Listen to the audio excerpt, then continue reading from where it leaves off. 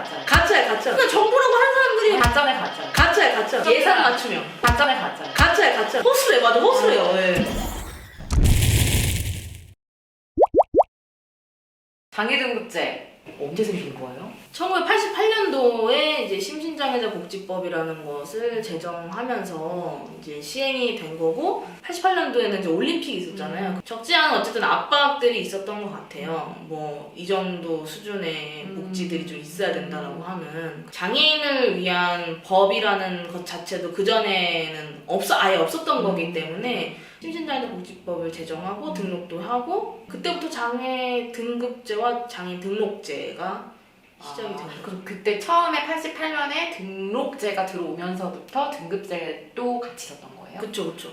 그러다가 2010년도에 장애 등급 재심사 제도가 도입이 되면서부터는 장애인 인구가 일정 수준으로 유지가 되고 있어요. 더 늘어나지 않고. 왜 이렇게 좀 수가 정체되는 시기가 온 걸까요? 네, 일단 2010년도에 장애 등급 재심사가 도입이 된 이유가 있었던 거죠. 일단 사람들이 등록을 왜 하느냐라고 했을 때 등록해서 좋은 게 있기 때문에 하는 거거든요. 장애인 연금과 활동보조 서비스라고 하는 그 장애인 당사자를 개별적으로 지원하는 어떤 직접 지원 서비스가 만들어지면서 등록자가 계속 늘어났기 때문에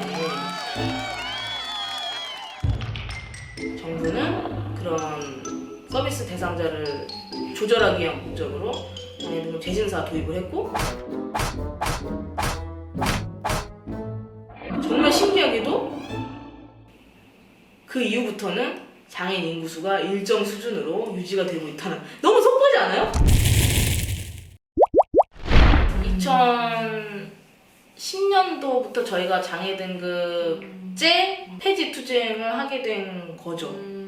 재심사 재심사 제도가 시작된다. 그러면서 기존의 활동 보조를 장애 등급 1등급인 분들만 활동 보조를 받고 있었는데 그 기존에 1등급 받던 분들도 다 재심사를 통해서 1등급인지 아닌지를 가려내겠다라고 하는 게 그때 당시에 시행하겠다고 했던 장애 등급 재심사 제도의 이제 요점이었고 장애가 갑자기 더 좋아지거나 호전되는 것이 아닌데 1등급이던 사람이 어떻게 갑자기 재심사를 해서 2등급이 되고 3등급이 될 수 있단 말이냐라고 하면서 거세게 항의했고 그때 당시에 장애등급 심사센터가 있었던 그 광진구에 국민연금공단 사무실이 있는데 거기를 점거해서 얻어낸 게 그 기존에 받던 사람들은 등급제 심사 하지 않겠다라고 하는 약속을 받아내고 저희가 점거를 해제했죠. 근데 이후에 유입되는 사람들은 그 전과 같은 방식으로 장애등급 심사를 하지 않고 더 까다로워진 거죠.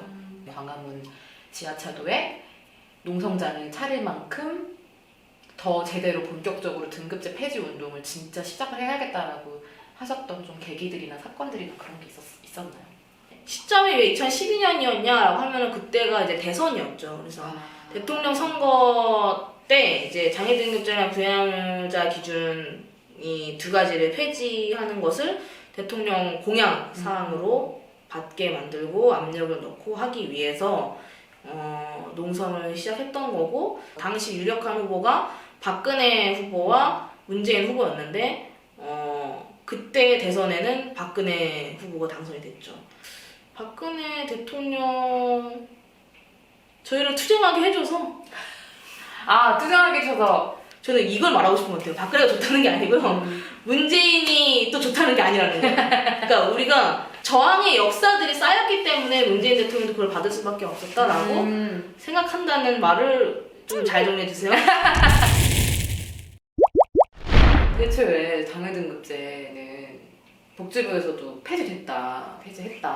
그래서 이제는 등급 없다. 1, 2, 3, 4, 5, 6등급이 아니라 그래서 이제는 장애가 심한 장애인. 그다음에 장애가 경하다고 하나요? 뭐라고 하죠? 심하지 않은 장애인. 이렇게 나눴다. 등급 없다. 이렇게 해요. 근데 이제 저희는 장애등급제 진짜 폐지를 계속 전장위원회는 요구하고 있단 말이죠. 장애등급제 폐지라는 것이 어떤 복지 서비스 대상자를 선정하는 이런 과정들에 대한 전반적인 위계 문제를 바꾸는 거거든요. 그러니까 판정하는 사람들 사람들은 주로 정부, 뭐 그런 기준을 만드는 전문가들이 뭘 못하는가, 비장애보다 얼마나 떨어지는가를 심사하고 그것에 적격한 사람들을 한테 주는 것을 복지라고 생각하는데, 그러니까 이 사람들은 그렇게 정해진 기준에 맞는 사람이 되어야지만이 그걸 받을 수 있는 사람이 되는 거다라는 거 자체가 이미 위계가 있는 거라고 생각을 하고, 그게 아니라 우리가 계속 권리중심이라고 얘기하는 거는 이 사람들은 이런 제약을 경험하기 때문에 무엇이 욕구 중심으로 서비스를 결정할 수 있는 권한이 이제 이동하는 필요하다는 거죠. 그래야지 그런 권한이 있으니까 니네는 뭘 줄래? 라고 얘기할 수 있는 이런 위계의 변화, 패러다임의 변화를 이제 얘기하는 건데, 복지 서비스 대상자들을 선정하거나 판정하거나 서비스 양을 판정하거나 이런 과정에서 자신들의 절대적인 권력을 놓지 않고 싶은 이유는 예산 때문인 거죠. 그러니까 필요한 것들을 다 욕구를 반영해서, 필요를 반영해서 서비스를 줄 예산도 없는 거, 예산 쓰기도 싫은 거죠. 네. 그런 권한을 우리한테 줬다가는 우리가 다 복지 서비스를 다 하려고 이제 하는 그런 사람들이라고 이제 낙인적으로 보고 있는 거죠. 그러는 동안에 이 필요한 서비스나 서비스 양이나 권한이나 이런 것들은 전혀 보장이 안 되니까 저희는 그게 가능한 변화가 있어야지 장애 등급제 진짜 폐지다. 이걸 받는다고 해서 저걸 못 받거나 이런 제약이 있어서는 안 되고, 필요한 만큼 양이 확보돼야 되고, 나는 뭐 8시간 필요한데 4시간밖에 제공이 안 된다든지 이런 것들은 충분히 제공이 안 되는 거니까 그렇게 급여량도 되게 많이 늘어나야 되고, 신청 자격 자체를 제한하거나 이렇게 해서는 안 된다. 그런 변화들이 있어야지만이 그 장애 등급제 진짜 폐지다. 지금 와서 딱 까보니까 좀 뭔가 뭐 좋아진 건 뭐고 안 좋아진 건 뭔지, 명과 암을, 빛과 그림자를. 장애인 서비스라는 게 이제 100여 개 정도 있거든요. 100여 개 정도 있는데, 이게 장애 등급제 폐지가 단계적으로 되고 있어요. 100개 중에서 일부 서비스들은 아예 신청 자격이 완화되거나 다 열리거나 이런 서비스 몇 개 있어요. 일부. 그 대표적으로 큰 변화는 활동지원 서비스가 과거에는 3급 장애인까지만 신청할 수 있었는데, 지금은 전체 등록장애인 모두가 활동지원 서비스를 신청할 수 있는 신청 자격 제한은 이제 풀렸다라는 그런 큰 변화가 있어요. 그리고 올해는 교통 이동 분야에서의 특별 교통 수단, 장애인 주차구역에 있어서의 대상 확대가 있었는데, 그럼 이게 밝은 명이라고 할 수 있고, 암은 뭐냐? 그럼 대상자가 늘어나면 대상자가 늘어나는 만큼 주차구역도 늘어나야지. 주차구역도 늘어나고, 그 예산, 그럼 다 예산이잖아요. 대안 없이 대상자만 늘어났다.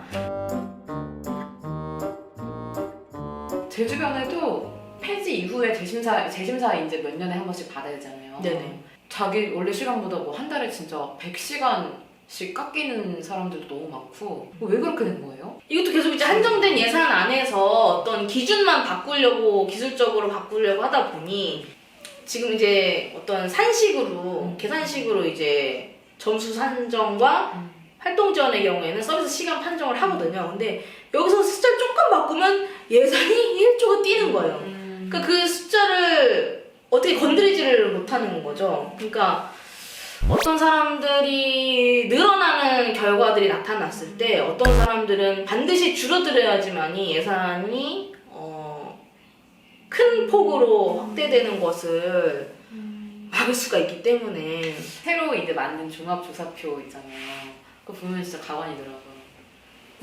거의 죽기 직전에 사람이어야지 1등 완전한 점수를 받을 수 있어. 그 실제로 장애등급제 폐지 시행 이후에 새롭게 바뀐 종합조사로 활동지원 서비스 시간을 판정했을 때 가장 최중증이라고 해서 시간이 가장 많이 판정받는 1구가 한 명도 안 나왔습니다. 1년 동안. 네.